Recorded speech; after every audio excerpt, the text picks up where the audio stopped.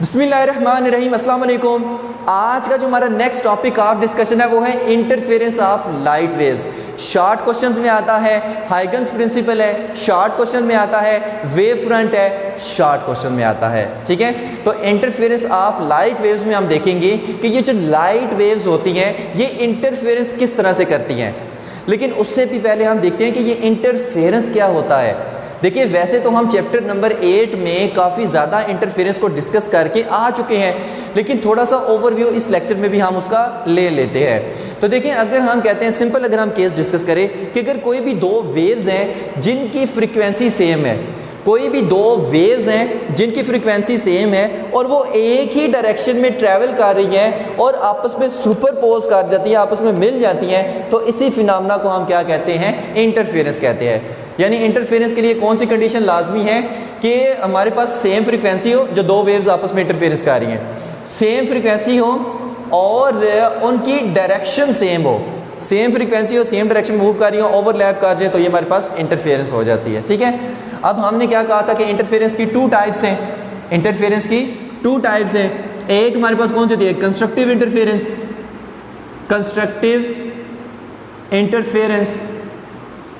अब constructive interference में क्या हमारे पास होता था कि अगर हमारे पास दो वेव्स हैं सेम वेवलेंथ की, सेम फ्रीक्वेंसी की, और वो दो वेव्स आपस में इस तरह से मिले कि एक वेव का क्रस्ट दूसरी के क्रस्ट पे पड़े, दोनों तरफ इकट्ठे मिले, दोनों क्रस्ट इकट्ठे मिले हैं, दोनों तरफ फिर क्रस्ट इकट्ठे मिले। ठीक है, मतलब एक का क्रस्ट दूसरी के क्रस्ट पे पड़े, एक का तरफ दूसरी के तरफ पे पड़े, और क्या है, ये दोनों सेम डायरेक्शन में ट्रैवल कर रही हैं। अब जब ये मिलेंगी तो ये क्या करेंगी? कंस्ट्रक्टिव इंटरफेरेंस करेंगी, और इसमें जो एम्पलीट्यूड होता है, एम्पलीट्यूड ऑफ वेव होता है, वो इंक्रीज कर जाता है। वो क्या कर जाता है? इंक्रीज कर जाता है। इसमें जब रिजल्टेंट वेव बनेगी, रिजल्टेंट वेव बनेगी तो उसका एम्पलीट्यूड इंक्रीज कर जाएगा, मतलब कुछ इस तरह की बनेगी। ओके क्या? तो ये था कंस्ट्रक्टिव इंटरफेरेंस। अब डिस्ट्रक्टिव इंटरफेरेंस में हमने क्या पढ़ा था कि डिस्ट्रक्टिव इंटरफेरेंस क्या होता है? डिस्ट्रक्टिव इंटरफेरेंस, अच्छा, डिस्ट्रक्टिव इंटरफेरेंस होता है कि अगर हमारे पास ये एक वेव है, ये एक वेव है जो कि इस डायरेक्शन में ट्रैवल कर रही है, और दूसरी वेव भी इसी डायरेक्शन में ट्रैवल कर रही है, कुछ इस तरह से। अब यहाँ पर क्या होगा कि यहाँ पर देखिए क्रस्ट ट्रफ से मिल रहा है, क्रस्ट ट्रफ से मिल रहा है, क्रस्ट ट्रफ से मिल रहा है, क्रस्ट ट्रफ से मिल रहा है, क्रस्ट ट्रफ से मिल रहा है। अब जब ये दोनों वेव्स इस तरह से जा रही हैं और आपस में मिल जाती हैं और इस तरह से मिलती हैं कि एक का क्रस्ट दूसरी के ट्रफ से मिलता है, तो क्या करेंगी? एक दूसरे को कैंसिल कर देंगी, और इसमें एम्पलीट्यूड क्या होता है? डिक्रीज होता है। इसमें एम्पलीट्यूड क्या होता है? डिक्रीज होता है। और अगर ये हमारे पास दोनों सेम एम्पलीट्यूड की हों और फिर ये आपस में डिस्ट्रक्टिव इंटरफेरेंस करें तो ये एक दूसरे को कंप्लीटली कैंसिल कर देती हैं और हमारे पास रिजल्टेंट में जस्ट एक स्ट्रेट लाइन आती है। तो ये थी हमारे पास डिस्ट्रक्टिव इंटरफेरेंस। ठीक है, जस्ट उसका तो हल्का सा ओवरव्यू लिया है। तो यहाँ पर अब इसका इंटरफेरेंस ऑफ लाइट वेव से क्या ताल्लुक है भाई? ये सारी चीज़ें हम क्यों बता रहे हैं? देखिए, साउंड वेव्स में जब कंस्ट्रक्टिव इंटरफेरेंस होती है तो जो हमारे पास आवाज़ है वो ऊंची हो जाती है, और जब डिस्ट्रक्टिव इंटरफेरेंस होती है तो आवाज़ कम हो जाती है। ठीक है, इसी तरह आज जो हमने बात करी है वो है लाइट वेव्स की इंटरफेरेंस। अब जब हम लाइट वेव्स में इंटरफेरेंस की बात करते हैं ना, तो उसमें हम कहते हैं कि हमारे पास अगर ये रेड कलर की एक वेव है, ये हमारे पास स्क्रीन के ऊपर पड़ रही है, तो ये हमारे पास क्या है? यहाँ पर ब्राइटनेस क्रिएट कर रही है, ब्राइट स्पॉट क्रिएट कर रही है। लेकिन जब इसमें एक और हमारे पास रेड कलर की वेव्स जो इसी डायरेक्शन में ट्रैवल कर रही है, सेम फ्रीक्वेंसी की है, सेम वेवलेंथ की है, सेम एम्पलीट्यूड की है, और दोनों एक ही डायरेक्शन में ट्रैवल कर रही हैं, तो अब जो यहाँ पर ब्राइटनेस होगी ना वो इंक्रीज हो जाएगी, वो बहुत ज़्यादा हमें ब्राइटनेस नज़र आएगी। तो ऐसी इंटरफेरेंस को हम क्या कहते हैं? Constructive interference in light waves. यानी कि इसे हमें पता ये चला कि कंस्ट्रक्टिव इंटरफेरेंस जब भी होगी लाइट वेव्स में तो ब्राइटनेस इंक्रीज हो जाती है, ब्राइटनेस इंक्रीज हो जाती है। और अगर डिस्ट्रक्टिव इंटरफेरेंस हो, डिस्ट्रक्टिव इंटरफेरेंस हो और इस तरह से हो कि ये हमारे पास एक लाइट वेव है, कौन सी? रेड कलर की, और दूसरी भी फॉर एग्जांपल ये रेड कलर की लाइट वेव है और ये इस तरह से मिल रही हैं, कि एक अक्रस दूसरी के तरफ से मिल रहा है। अब ये क्या करेंगे, एक दूसरे को कैंसिल करेंगी और यहाँ पर जो ब्राइटनेस क्रिएट होगी वो बहुत कम हो जाएगी, बहुत मध्यम हो जाएगी। और अगर ये दोनों सेम एम्पलीट्यूड की हैं तब जब ये आपस में मिलेंगी सेम डायरेक्शन में तो ब्राइटनेस ख़त्म हो जाएगी। लेकिन मध्यम कब होगी? फॉर एग्जांपल है ये जो नीचे वाली वेव है ना, इसका एम्पलीट्यूड कम है, इसका क्या है, एम्पलीट्यूड कम है। अब जब एम्पलीट्यूड कम है तो यहाँ पर ब्राइटनेस बिल्कुल ख़त्म नहीं होगी, यहाँ पर ब्राइटनेस जस्ट कम हो जाएगी। अभी भी डिस्ट्रक्टिव इंटरफेरेंस होगी लेकिन ब्राइटनेस बिल्कुल ख़त्म नहीं होगी बल्कि कम हो जाएगी। यानी इससे हमें पता ये चला कि जब लाइट वेव्स आपस में कंस्ट्रक्टिव इंटरफेरेंस करती है तो ब्राइटनेस इंक्रीज़ हो जाती है। जैसे यहाँ पर एम्पलीट्यूड इंक्रीज़ हो गया तो यहाँ पर भी क्या हो, यहाँ पर ब्राइटनेस इंक्रीज़ होगी, और जब डिस्ट्रक्टिव इंटरफेरेंस हुई तो ब्राइटनेस डिक्रीज़ होगी। ओके हो गया। लेकिन यहाँ पर हमारे पास एक मसला भी आता है। देखिए हम पढ़ रहे हैं इंटरफेरेंस इन लाइट वेव्स है, लेकिन लाइट वेव्स की इंटरफेरेंस को ऑब्जर्व करना, उसको देखना, उसको डिटेक्टेबल बेहतरीन किस्म का बनाना ये इतना आसान काम नहीं है जितना आपको लग रहा है। क्यों?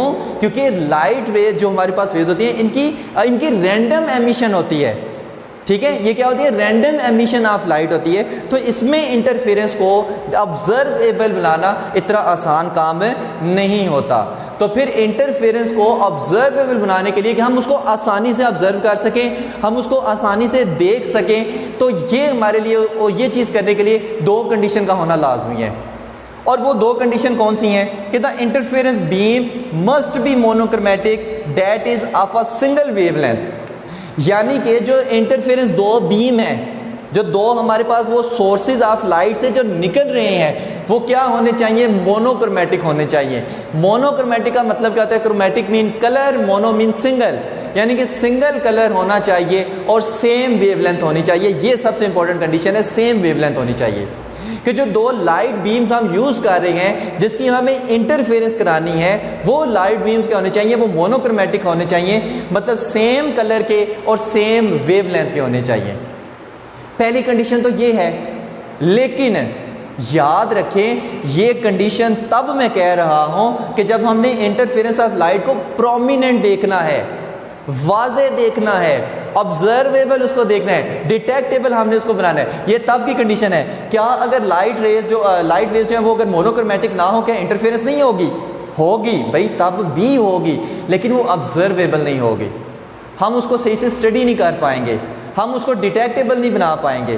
भाई किस तरह से नहीं बना पाएंगे वो चीज़ देखते हैं। देखिए हम ना नेक्स्ट आगे टॉपिक्स में पढ़ेंगे इंटरफेरेंस इन थिन फिल्म में। उसमें आपने देखा होगा कि जब भी सड़क, गीली सड़क पे कोई ऑयल वगैरह गिरा हुआ होता है गाड़ी से, तो जब भी उस पर फिर लाइट पड़ती है बारिश के बाद, ठीक है, तो क्या होता है, गीली सड़क पे ऑयल पड़ा होता है, जब उस पर लाइट पड़ती है तो उसमें हमें कलर्स नज़र आते हैं।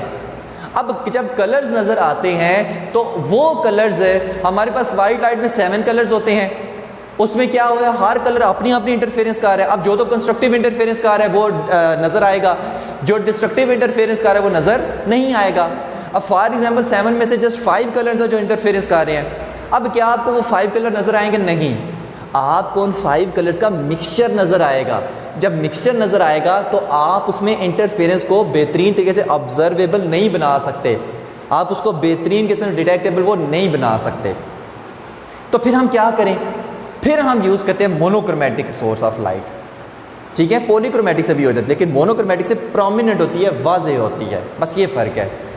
तो मोनोक्रोमेटिक एक तो हमारे पास जो दो बीम्स हैं मोनोक्रोमेटिक होने चाहिए। दूसरा the interferent beam must be coherent, कि ये जो इंटरफेरेंट बीम्स हैं ये कोहेरेंट होने चाहिए।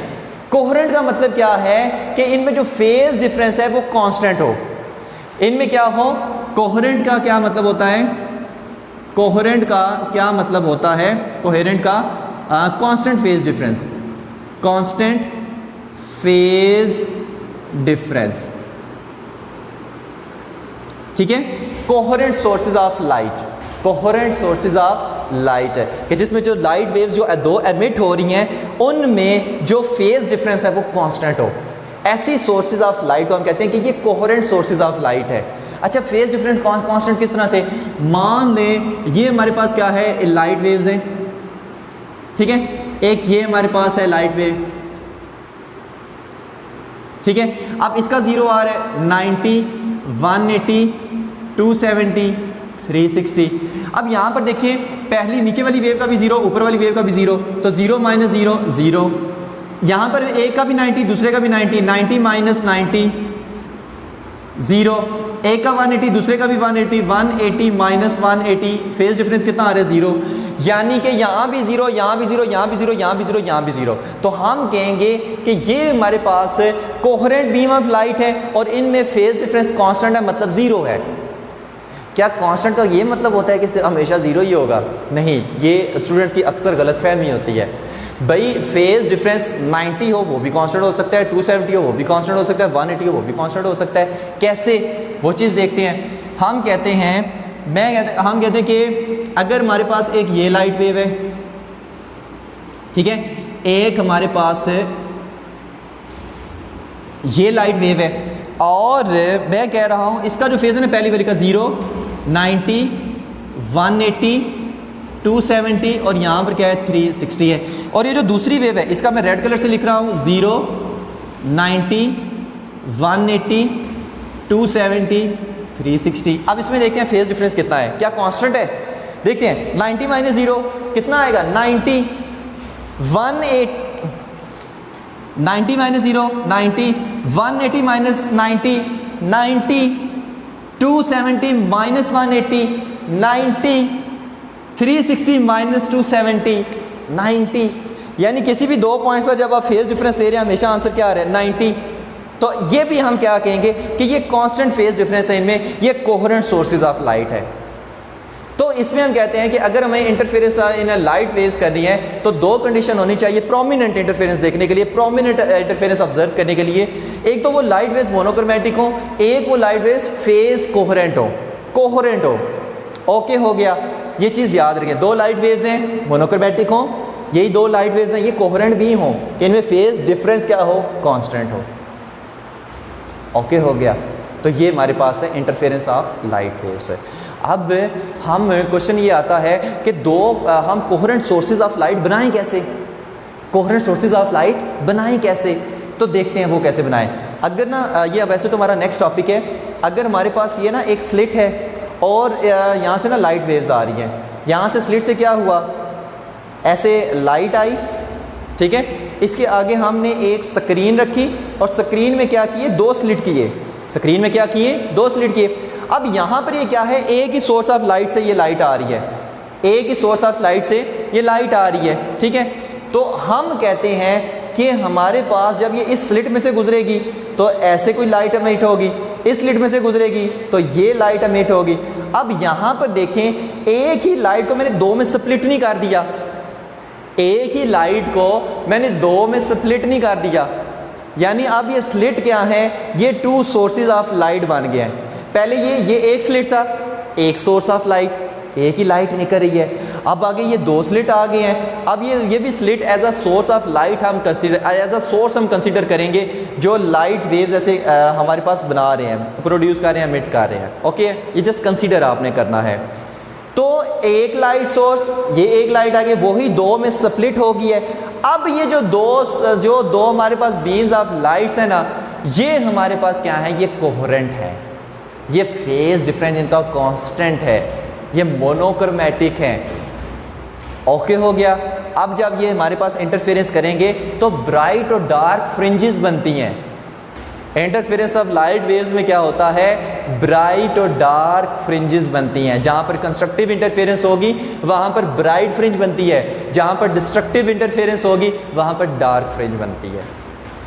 तो ब्राइट और डार्क फ्रिंजेस को देखकर हम देखते हैं, अंदाज़ा लगाते हैं यहाँ पर कंस्ट्रक्टिव इंटरफेरेंस हुई है, यहाँ पर डिस्ट्रक्टिव इंटरफेरेंस हुई है। तो ये इस तरह से होती है हमारे पास इंटरफेरेंस ऑफ लाइट वेव्स, ठीक है। तो होप्स हो कि इस टॉपिक में आपको सारी चीज़ें समझ आ गई होंगी। बाकी बस ये चीज़ें याद रखनी है कि ज़रूरी है मोनोक्रोमैटिक लाइट से प्रोमिनेंट होती है इंटरफेरेंस ऑफ लाइट, ठीक है। लेकिन अगर आप वाइट लाइट से भी इंटरफेरेंस हम करा सकते हैं, लेकिन वो प्रोमिनेंट नहीं होती, वो ऑब्जर्वेबल उस तरह से नहीं होती। ये प्रोमिनेंट होती है मोनोक्रोमैटिक लाइट, और कोहेरेंट लाइट सोर्सेज यूज़ करने से जो इंटरफेरेंस होती है प्रोमिनेंट होती है, ऑब्जर्वेबल होती है और बहुत ज़्यादा बेहतर किस्म की ये होती है। जस्ट इसलिए आप कहते हैं कि ये दो कंडीशन होना लाजमी है ताकि हम उसको ऑब्जर्वेबल बना सकें, बेहतरीन किस्म के इंटरफेरेंस करा सकें। तो ये था हमारा आज का topic, interference of light waves. Hopes हो कि आपको समझ आ गया होगा। Thank you very much. अल्लाह हाफिज़।